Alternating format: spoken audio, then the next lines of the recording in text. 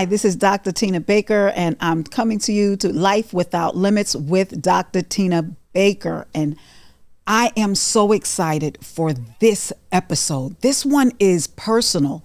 This one is deep. And this one, I become vulnerable. I want you to join me in this episode dealing with loving yourself. This is going to be a great one. Welcome to Life Without Limits with Dr. Tina. And today I'm going to open my whole world up and share with you some of the traumas, issues, dilemmas, labels that have been turning my life around or trying to tell me where I can go, because I have been living hiding behind a weight that I've been carrying for a long time. Not weight like I picked up a book and it was heavy. Weight that I have been carrying. All of my life, I have gone through living in a box labeled by, she's chubby. She's the chubby one. She's heavy set.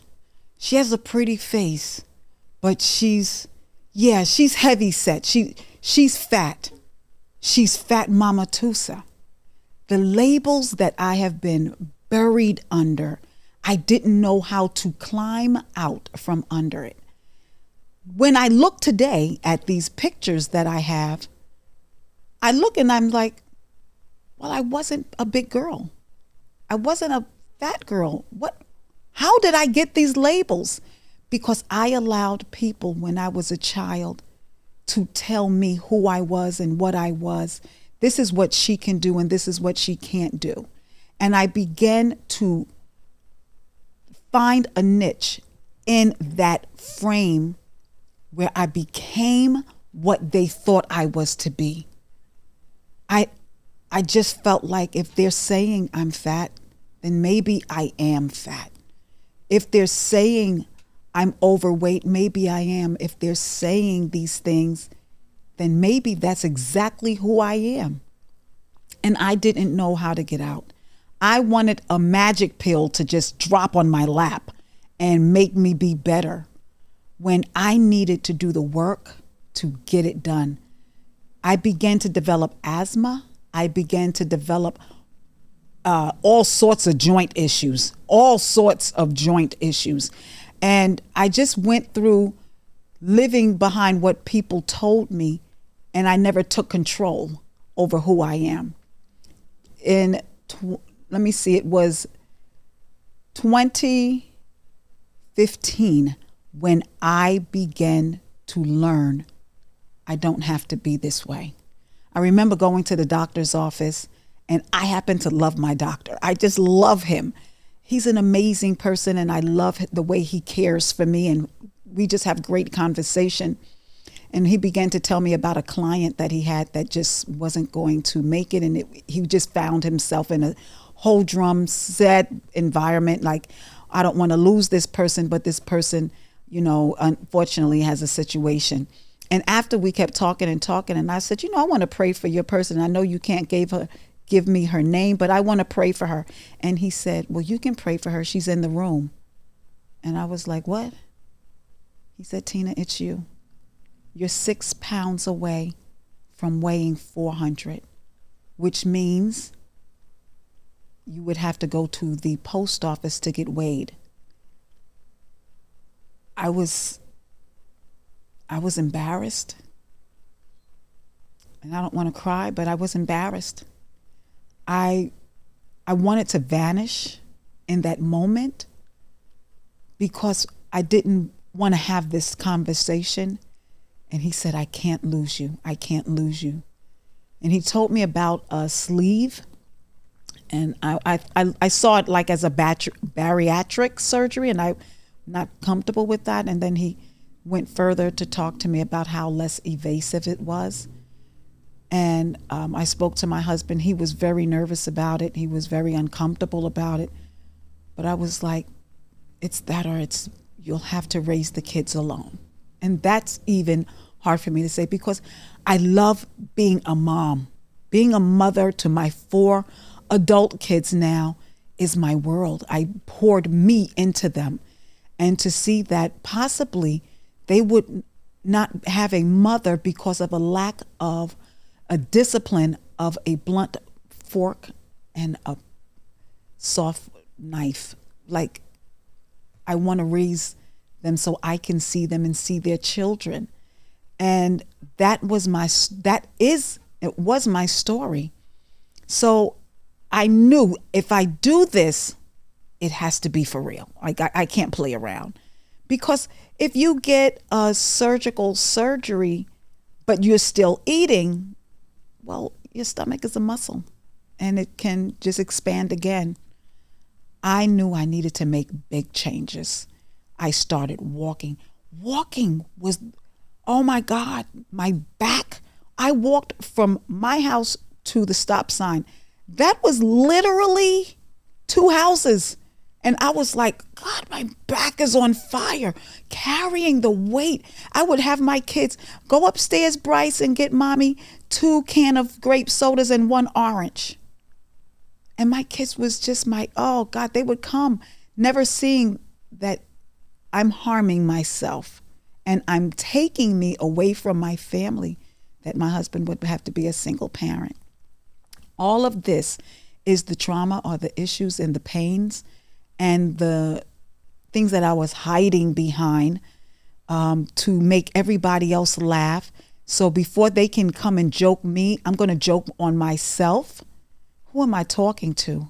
I'm talking to somebody who knows this pain. This was my pain. This was my situation. I was so happy to have a husband that didn't mind having an overweight wife. But in the back of my head, I didn't know if he was attracted to me. And I just said that for the first time out loud. And he always said that I was so beautiful, but I didn't believe what he was saying.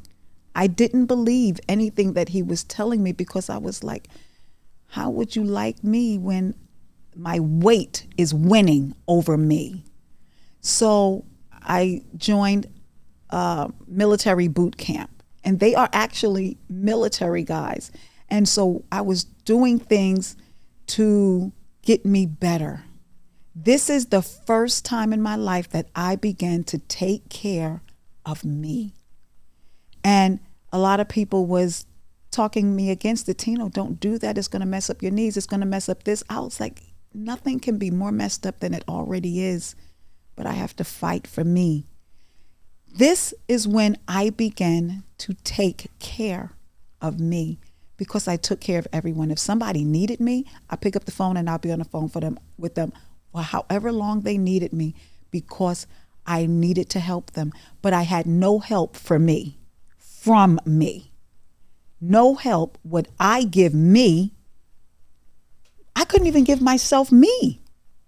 But I began to learn this is not for weight loss. This is for forever loss. I am going to lose this weight that has been in control of me. I'm going to lose the labels that have been looming over me. Just how they described me. 4 girls. My parents had 4 girls. And in that 4 girls, they could describe all of the other 3, but they didn't have a good description for me.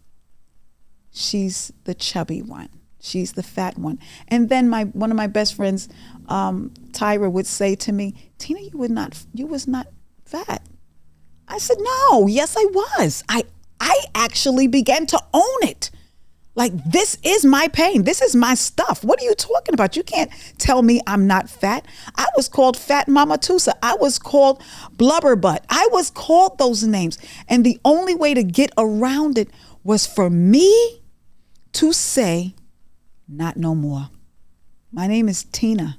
I have a name and you can describe me by me. Why not try she has freckles? Why not try she's the 3rd daughter? There's so many other ways to describe a person. Oh, she's so funny. She has a great humor. And I never had a boyfriend. I do now. His name is Steven.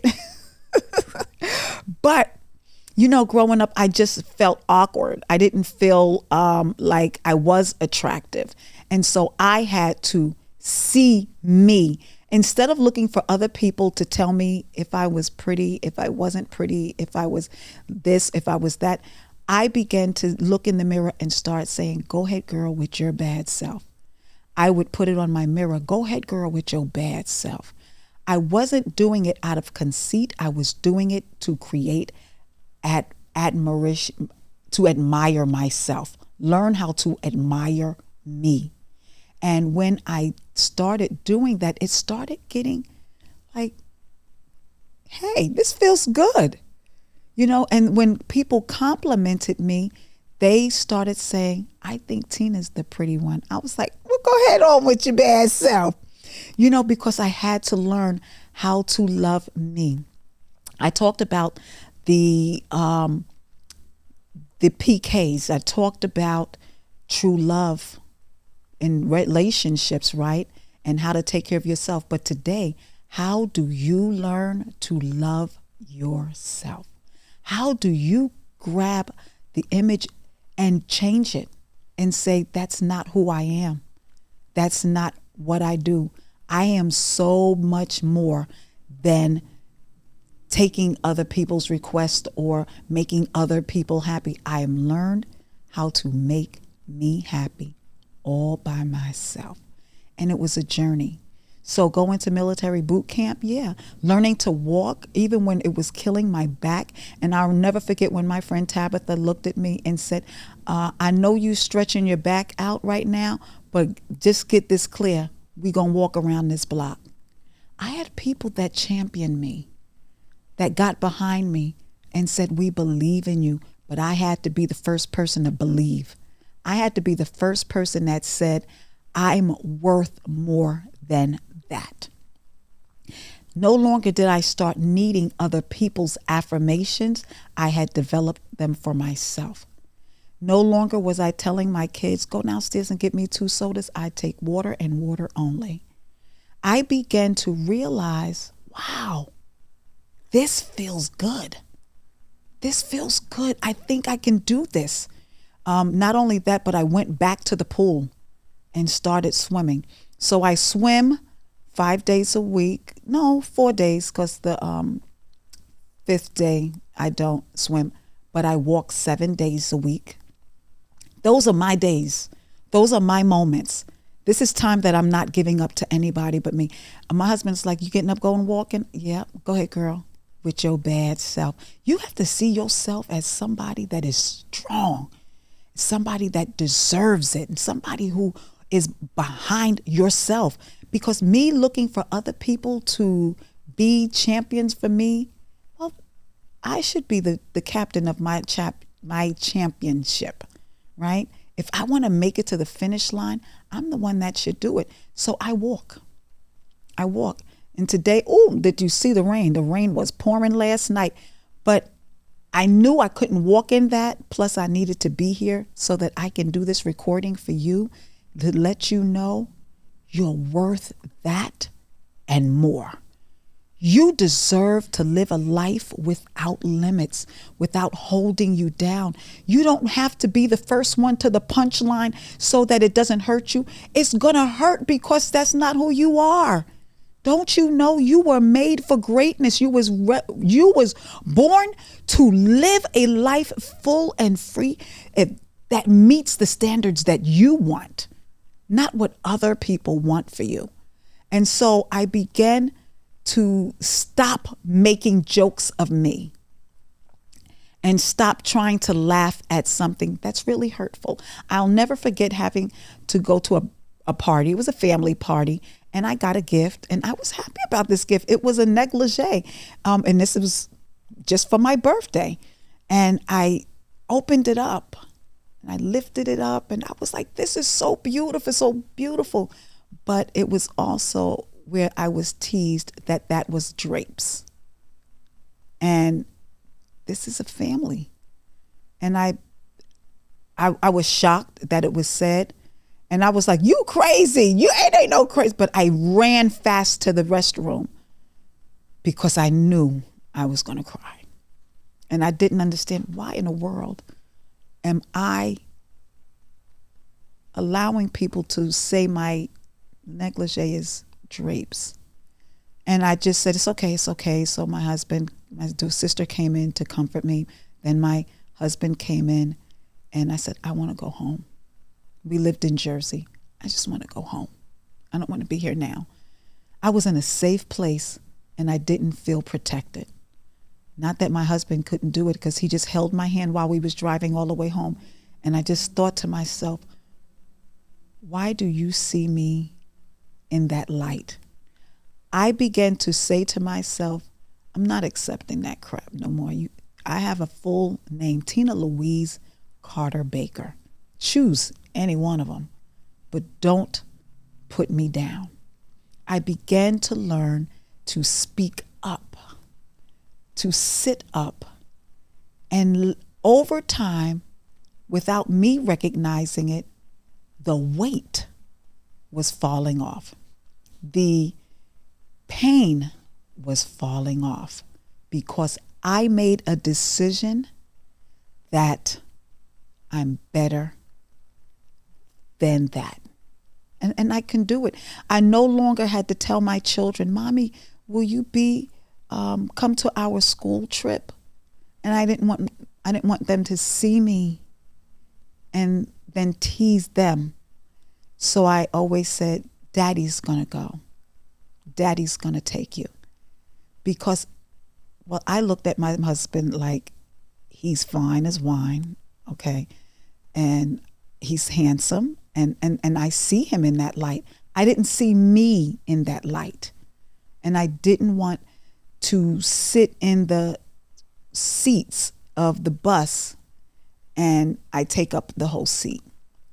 I'm not talking to myself. I'm talking to somebody who relates to this, who can actually say, that was me.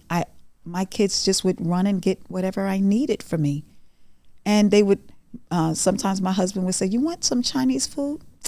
Man, you love me. And he did love me, but I needed him to love me a different way. And in that different way, I needed him to know I can't do this anymore. I now have 3 grandsons, and I'm alive to see them.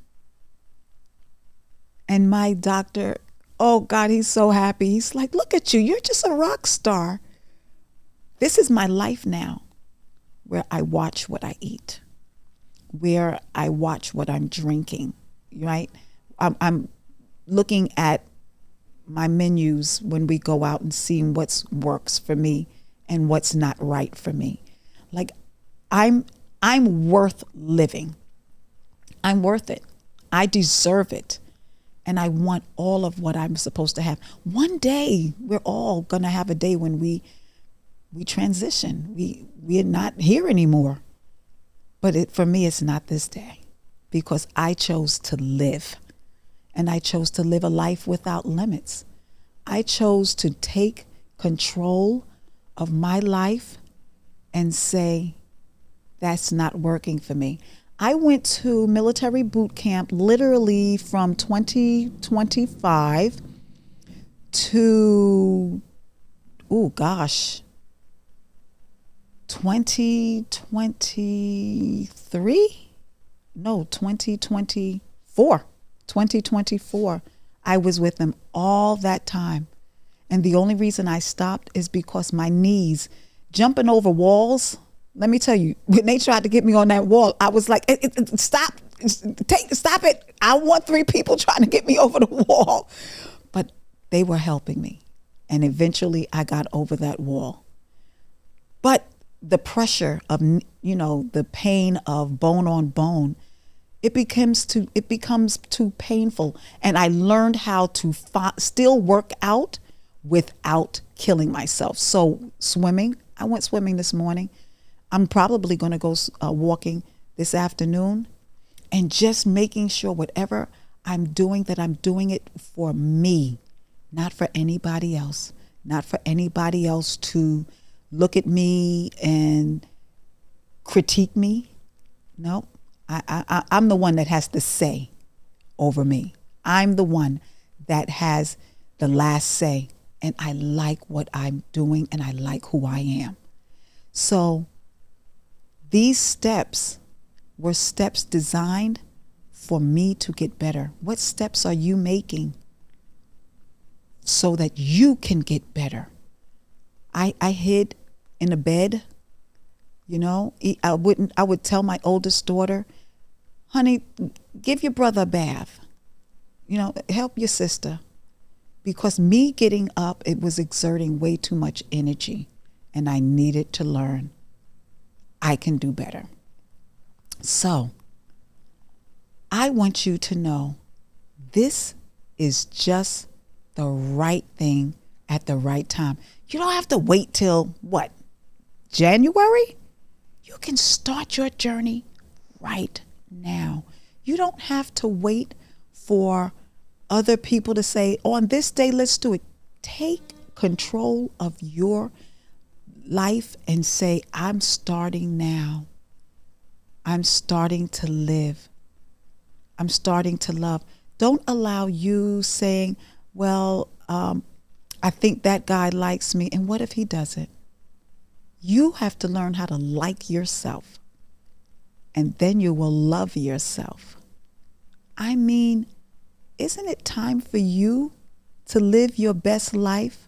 Isn't it your turn? Isn't it your time? Isn't it your moment? I told my children I was getting a t-shirt so that they could cheer for me during my journey. And so that journey that I gave them, it was a shirt on the front that said Tino Ghana, which means I'm unstoppable. I am unstoppable. And on the back, it said, it's a movement, it's a mindset, and I can't remember what the third one, but it was an M. A movement, mindset, a motivation. What's motivating you to get to the very next step? What's motivating you to see the dreams that you desire to have that you put on the shelf? Or maybe you even, you broke up the box of that dream. Get another box. As a matter of fact, don't get a box. Break the box and make the dreams that you want bigger. After this, I wrote 3 books. Feeling Trapped, But There's a Way Out. And then Become Who You're Born to Be. And then Exiting the Exit Room. Now I'm starting my 4th book, which is Who Said Junior Had to Be a Boy? I wrote plays. I wrote so much, and I'm saying I'm not done. I have more to do. And that's because I stopped living behind the pain. I stopped living behind the names that I was taunted for so long. And now I am living a life without limits. This is exactly what you need to do. Create that life, create that place, create those dreams, create those things that you thought it couldn't happen. I'm telling you it can happen. I'm telling you it will happen. I'm telling you, you haven't seen the best of you yet. And what's coming is better than what's ever been. So I need you to start taking some steps. And number 1, I want you to start journaling. Journal your words, journal your days, journal how you're doing today, journal when you fell off. And if guess what, you're connected to me on Life Without Limits, make sure you connect some other people, and let's create this group that says we're going to do it. Hook or crook, we're going to do it because it's Tino Ghana. We're unstoppable. So start with your journal, right? And then number 2, get a friend that will be that person for you. You need a hype person, somebody that's going to stand with you, be with you, walk with you through that. You know, come on, let's do it. My friend Tabitha, she was that person. My friend Tyra, now she would say, you want to go to the mountain? Because she knew I loved going to the mountain. There was a time I couldn't even walk up the steps, 3 steps with the mountain, but that's not my story now. So I found people that would champion me and say, let's go here, let's go there, and find different things to eat, you know. So I'm not vegan, but I actually love vegan food. So there's times when I'm like, I'm gonna take 4 weeks and just do vegan food, because it is something. I love beans, right? And I know how to make other meals without putting eating any animal or anything of that nature. I don't need that. I know how to make it another way. And I also learned how to pick up some other recipes that people I see on a computer, and I just put in there what I'm looking for and what I want. Maybe I want vegetarian today. I can do that. But I can also pick up that chicken if I want that chicken. That's on me, right? So it's those things that really help you. And, you know, think of some other ways that it will work for you. What are some other steps that you can make? We have to get creative. And if you're in Life Without Limits, then go and add some comments. What about this recipe? And what about that recipe? Let's create a forum of success. I like that. A forum of success. Let's get the minds of those together where we can begin to see. I mean, I like the way I am, but my brother-in-law, David, said something better. He said, Tina, I'm going to tell you something. He said, I always loved you just the way you are, but I get to keep this version longer. That's what happens. You begin to see, I can live longer. Who am I talking to here? I'm not just talking to myself. I'm sharing with you that you were designed to be greater than that. And you don't have to hide behind anything. It's your turn to come out. They had to see me at my worst so they could appreciate my best. And that's me working and fighting to be what I was born to be. Yeah. Each book that I wrote, it was something that was a painful thing that I needed to overcome.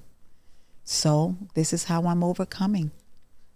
I'm taking it one step at a time, one day at a time, 1 second at a time. And so now I want to motivate you to become the best version of you. It's not about the weight, but it's about the weight. It's what you've been carrying for a long time, and you're used to carrying it. I want you to lay that weight down and say, it's not mine to carry.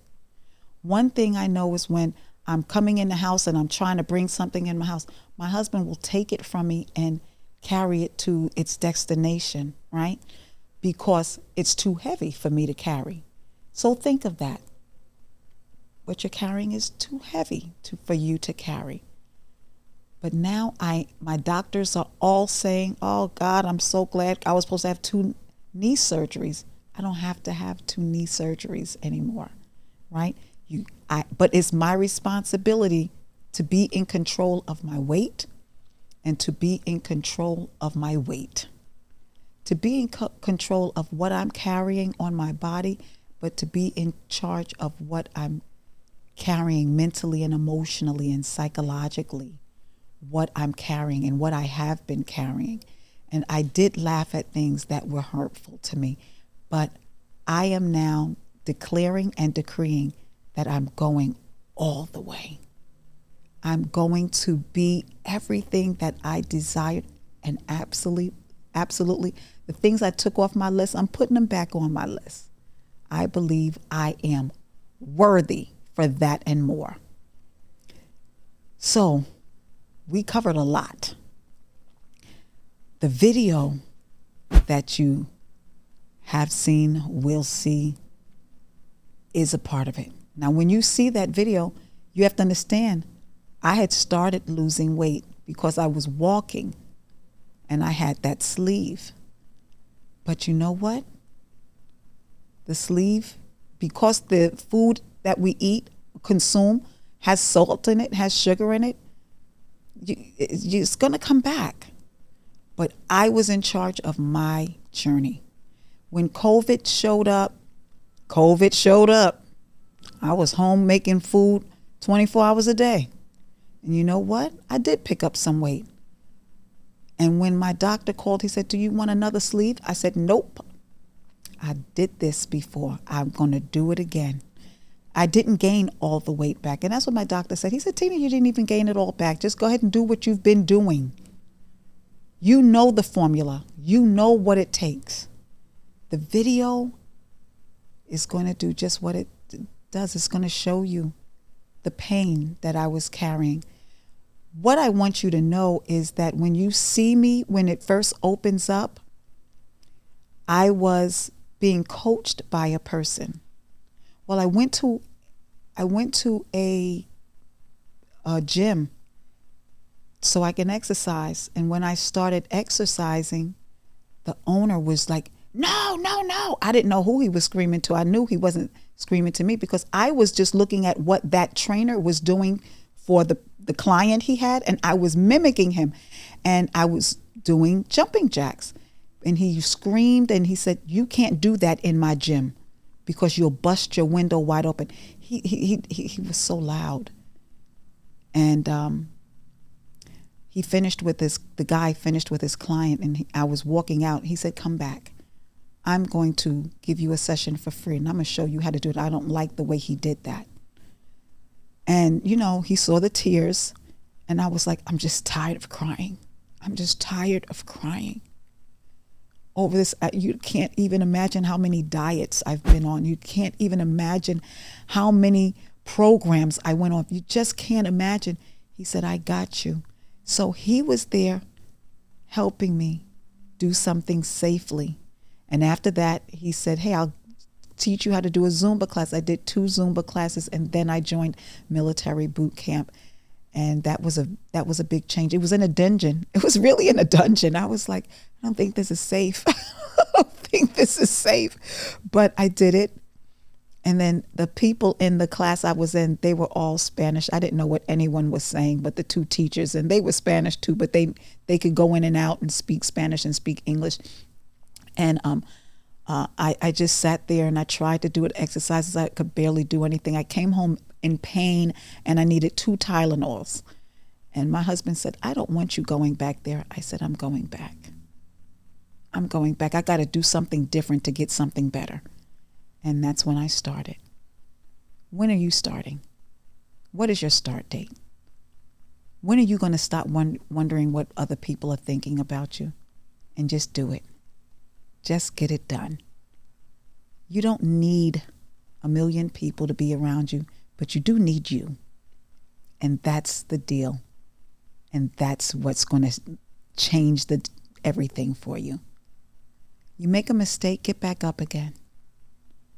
Donnie McClurkin said, "We fall down, but we get back up." And then he ran this little hook and he said, "Get back up again. Get back up again." So I want to share this little ditty that Pastor, oh God, I just said his name. The song is, "We fall down, but we get up. We fall down, but we get back up. We fall down, we get back up. For a saint is just a sinner who fell down, but got up." I really want to encourage you. get back up again. This is your time. Listen, life without limits is not going anywhere. I am here for the long haul. To subscribe, it's Life Without Limits with Dr. Tina. And you can hit that bell and get notifications so you know when the episode is dropping. And then I want you to share this with someone. So many people need this message. I opened up my heart, my vulnerability to share with you that you can get back up again. Be a part of Life Without Limits. Share it. And look down in that the bio and see the full episode. I am so glad that you had the moment and the time to have this conversation with me. So you'll see this episode in a couple of weeks, but the only way you're going to know is if you subscribe. And don't forget to get back up again. Thank you.